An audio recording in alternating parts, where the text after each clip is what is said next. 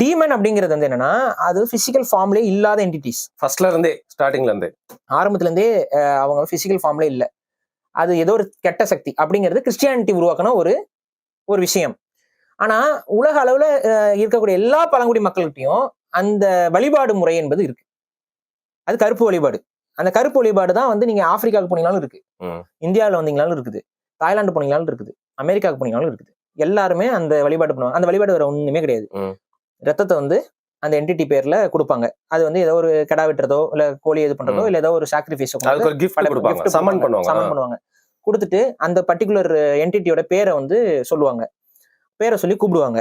அது பூஜை பண்ற மாதிரி இருக்கும். சில பேர் அந்த வழிபாடுறதுக்கு ரிச்சுவல், டான்ஸ் இந்த மாதிரிலாம் இருக்கும். இதை பண்ண உடனே அந்த என்டிட்டி ஒருத்தங்க மேல வந்து இறங்கும். ஓகேவா? ஒருத்தங்க இங்கதான் நீங்க லாஜிக்கை விட்டு நீங்களும் வெளில வரீங்க. இவ்வளவு நாள் லாஜிக்கா பேசுனீங்க, பட் இது ஒரு ஏதோ சூப்பர் நேச்சுரல் இருக்கு அப்படிங்கறது நீங்களும் இங்க ஒத்துக்கிறீங்க இல்லையா?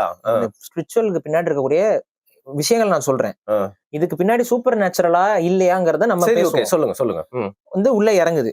இப்படி இறங்கின உடனே இவங்க என்ன பண்ணுவாங்கன்னா, அந்த யாரு வந்து அங்க யார் மேல அது இறங்குதோ அவங்க வந்து அவங்களோட பிஹேவியர் மாறும். அவங்க வந்து பாத்தீங்கன்னா அது வரைக்கும் ஒரு பிஹேவியர்ல இருப்பாங்க. அதுக்கடுத்து அவங்களுக்கு வந்து சூப்பர் நேச்சுரல் ஸ்ட்ரென்த் வரும் அப்படிங்கிற ஒரு நம்பிக்கை.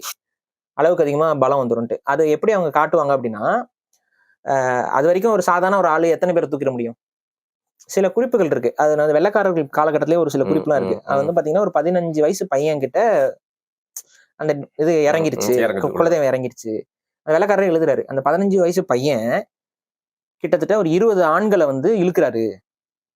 ஆக்சுவலா பிசிக்கலா அது பாசிபிளே கிடையாது. பட் ஆனா ஏதோ சம்திங் அந்த பையனுக்குள்ள இருக்கனால அதனால இழுக்க முடியுதுன்னு அவரே வியந்து எழுதுறாரு. அப்ப இது என்னன்னா, அவனை கண்ட்ரோல் பண்ண ட்ரை பண்ணாங்க, பட் 20 ஆளுகளையும் அவரால் இழுக்க முடியுது. இது வந்து ஒரு உளவியல் ரீதியான பார்வையிலே நீங்க வேற மாதிரி பார்க்கலாம். ஆனா அவங்களோட நம்பிக்கை அடிப்படையில அந்த கருப்பு வந்து இறங்கிருச்சு அப்படின்ட்டு. அப்புறம் குறி சொல்லுவாங்க. குறி சொல்றது வந்து நடந்தது, நடக்க போறது, என்ன நடக்கும், என்ன நடந்துருப்பாங்க.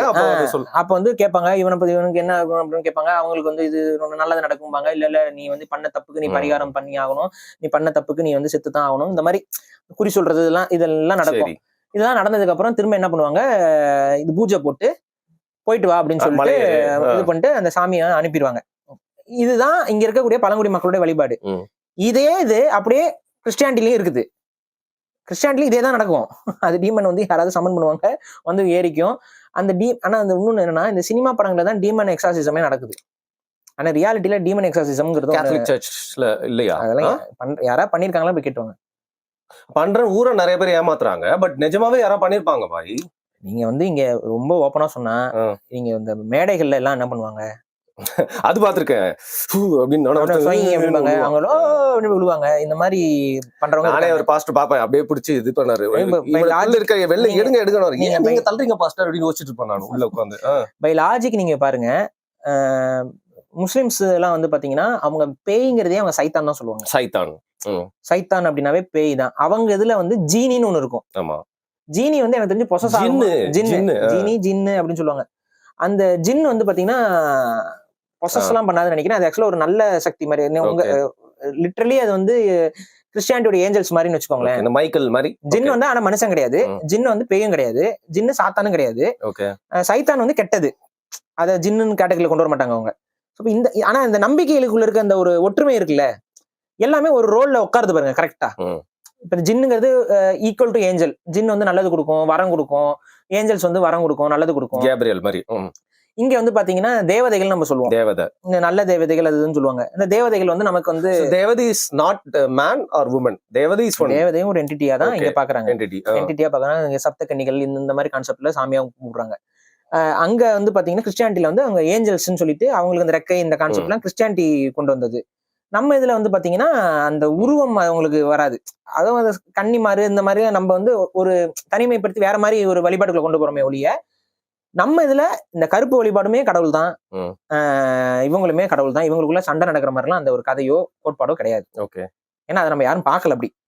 அது வந்து இந்த கிறிஸ்தவ புராணம் சொல்றது, இஸ்லாமிய நம்பிக்கை சொல்றது. இவங்களுக்குள்ள சண்டை நடந்தது, போனது, வார் நடந்துச்சு, இவங்கெல்லாம் நரகத்துக்கான லூசிஃபர் வார், இந்த கான்செப்ட்லாம் இங்க கிடையாது.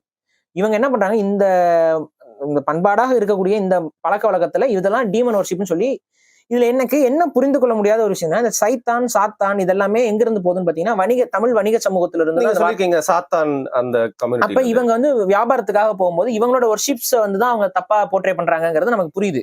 ஏன்னா சாத்தான்கள் இவங்களோட வழிபாடுங்கிறது வந்து பாத்தீங்கன்னா பலி கொடுப்பாங்க, கடா வெட்டுவாங்க, கப்பல் எடுக்கிறதுக்கு முன்னாடி எந்த தீங்கும் வந்துடக்கூடாதுங்கிறதுக்காக ஒரு நம்பிக்கையா ரிச்சுவல் பண்ணுவாங்க. அங்க போய் இறங்கின உடனே அங்க அவங்களுக்கு எந்த பாதிப்பும் வந்துடக்கூடாதுங்கிறதுக்காக குலதெய்வத்தை அங்க கும்பிடுவாங்க. ஸோ இந்த வழிபாட்டை பார்த்துக்கிட்டு இருந்த ஐரோப்பியர்கள் மேபி கிறிஸ்தவர்களாக அவங்க இருக்கலாம், இது ஒரு தப்பான வழிபாடுன்னு அவங்க ஒரு நம்பிக்கைக்கு போய் இதை வந்து எகென்ஸ்டா மாத்தி அதை வந்து மேபி அவங்களோட பிலீஃப் சிஸ்டத்துக்குள்ள கொண்டு வந்திருக்கலாம். இதுதான் நான் புரிஞ்சுக்கிறது. மித்தபடி இவைகள் எல்லாம் ஏதோ ஒரு வழிபாட்டு முறைகள் தான். ஏதோ எல்லாருமே எங்கேயோ ஒருத்தவங்க அவங்கள சாமியாக கும்பிடுறது தான். இப்ப ஊடு அப்படின்னு சொல்லி நம்ம ஆப்பிரிக்கால ஊடு, இந்த ஊடுங்கிறது நம்ம பார்த்தோம்னா பிலிசூனியம் இந்த ஊடு பிராக்டிஸ் அதுல ஒண்ணுங்க. அது ஏதோ மேபி ட்ரிக்கா கூட இருக்கலாம். ஆனா என்னன்னா முகம் ஃபுல்லா ஒருத்தன் தேனிய ஒரு வீடியோ இருக்கு, ஃபுட்டேஜ் இருக்கு, நீங்க போய் பாருங்க. ஊடு பிரிஸ்ட்னு சொல்லிட்டு யூடியூப்லயே தான் இருக்கு அந்த வீடியோ. முகம் முழுக்க தேனி வந்து முக்கியம், கடிக்காது, உட்காந்துரும், போயிட்டு உள்ள உட்காந்துக்கும் மூஞ்சி ஃபுல்லா. கேட்டா ஒரு என்டிட்டி வந்து அவங்க உள்ள இருக்கு, அந்த என்டிட்டி வந்து உள்ள வந்துருச்சுன்னா இப்படி ஆயிரும் அப்படின்னு சொல்லி. ஒருவேளை வாயில போடுங்க ஒரு பெட்டியில வச்சு, என்னன்னு தெரியல, ஏதோ ட்ரிக்கா கூட இருக்கலாம், அது என்னன்னு நமக்கு தெரியல. ஆனா அதை வந்து அவங்க ஒரு பிலீஃப், அது அவங்க வந்தனே அப்புறம் அவன் குறி சொல்லுவான், இது பண்ணுவான். அது வந்து ஒரு டெமிகார்டு அவங்க உள்ள வந்த மாதிரி. டெமிகார்டுங்கிறத வேற ஒண்ணு இல்ல, சிறு தெய்வத்தை தான் டெமிகார்டு நம்ம சொல்றோம், ஆங்கிலத்துல டெமிகார்டு. அப்ப இந்த மாதிரி ஒரு நம்பிக்கை இருக்கு. ஆனா எல்லாமே வழிபாட்டு நம்பிக்கைகள் தான். யாருமே இது வந்து இவங்க கெட்டது செய்யறாங்கிற கான்செப்ட்ல கிடையாது. அதாவது ஈவில் ஸ்பிரிட்டா பார்க்கல. இப்ப இன்னொன்னு, நம்ம கேரளால நம்பூதிரி பிராமணர்கள் வந்து மந்திரி சுடுவாங்க, இது பண்ணுவாங்க, அதெல்லாம் நம்ம கேரளால ரொம்ப அதிகம். சோட்டானிக்கரை நிறைய பேர் போய் செய்வன வச்சிருவாங்க, சோட்டானிக்கரை அப்படின்னு. இந்த சோட்டானிக்கரை ஆக்சுவலா ஒரு அம்மன் கோயில். அந்த அம்மன் கோயில்ல பேய்களை எல்லாம் கொண்டு வந்து வச்சு எங்க பூஜை பண்ணா போயிரும் அப்படிங்கிற மாதிரி அந்த குறைகள். பொண்ணு வந்து உங்களுக்கு அந்த இது வச்சிருச்சுன்னு வச்சுக்கோங்க, அவ்வளவுதான். நீங்க பொண்ணு பின்னாடி போயினே இருப்பீங்க பாரு. வேற எந்த பொண்ணுமே நீங்க பார்க்க முடியாது, அந்த பொண்ணு பின்னாடியே போயின்னு இருப்பீங்க. அப்படியா? அந்த மாதிரி எல்லாம் பண்றாங்க. அது மாதிரி சொல்லி நான் கேள்விப்பட்டிருக்கேன். அந்த மாதிரி யாரும் வைக்கிறாங்களான்னு தெரியல. இல்ல அப்படிலாம் வைக்கிறவா? நான் எனக்கு என் சைடுல லாஜிக் சைடு நான் யோசிச்சேன்னா, உண்மையாவே இந்த பில்லி சூனியம் இந்த மாதிரி ஏவி விடுறதெல்லாம் உண்மையாக இருக்கும் பட்சத்தில் அமெரிக்கா வந்து அணு ஆயுதத்துல எல்லாம் இன்வெஸ்ட்மெண்ட் பண்ணுமா? இங்க இருந்து இந்த பில்லி சூனியம் வைக்கிறவங்க 10 பேரை கூட்டு போயிட்டா புட்டினுக்கு வச்சிட மாட்டாங்க? என்னங்க காலடி மண்ணு போட்ட சட்டை அதெல்லாம் ஈஸியா கிடைச்சிரும்ல, ஈஸியா வாங்கிடலாம்ல. அங்க இருக்கவங்க கொஞ்சம் காசு கொடுத்தோம்னா புட்டினோட ட்ரெஸ்ஸோ ஜட்டியோ இதையோ பனியனோ எடுத்து கொடுத்துருவாங்க, எடுத்துக்கலாம். அவர் அங்க எப்படியும் புட்டின் முடி வெட்டுறவர் தான், நல்லா நீட்டா தான் முடி வெட்டுறாரு. முடி வெட்டுறவங்க சொன்னோம்னா முடி கிடைச்சிரும். அதுக்கப்புறம் நடந்து போகும்போது ஷூ போட்டுருப்பாரோ, காலடி மண் கிடைக்காதுல்ல. இதுதான் இருக்குல்ல, அது பேர் அந்த ஹேரை வச்சே பண்ணிடலாமே. அப்படியா? ஏதாவது ஒண்ணு கிடைச்சா போதும்பாங்கல்ல. ஃபர்ஸ்ட் புத்திர போடு, அப்புறம் கிம் ஜாங் ஒன்னு போடு, அப்புறம் ஜி ஜின்பிங்க போடு. இதெல்லாம் பண்ணிட முடியும் தானே? ஒரு அதுக்காக ரிசர்ச் ஃபெசிலிட்டி வச்சிருக்காங்களான்னு தெரியல. அவங்க என்னத்த மறைச்சு வச்சிருக்காங்களோ யாருக்கு தெரியும். பில்லி சூனியம்லாம் உண்மை அப்படிங்கிற பட்சத்துல எதுக்கு இங்க வெப்பன்ஸ் அணுகுண்டுல ஆய்வு பண்ணிட்டு? அப்ப என்ன பொறுத்த வரைக்கும் என்னன்னா அது இருக்க வாய்ப்பு கிடையாது. மேபி ஒரு பிலீஃப்ஸை வச்சு ஒரு எக்ஸ்ப்ளாய்ட்னு ஒண்ணு இருக்கும்ல, ஒரே மாத்திர வேலைங்கிறீங்க. ஒரு பிலீஃப் ஒன்று இருக்கும், அந்த பிலீஃபை வச்சு ஒரு எக்ஸ்ப்ளாய்ட்னு ஒண்ணு நடக்கும். அந்த எக்ஸ்ப்ளாய்ட்டை வந்து பண்றாங்களாங்கிறது நமக்கு தெரியல.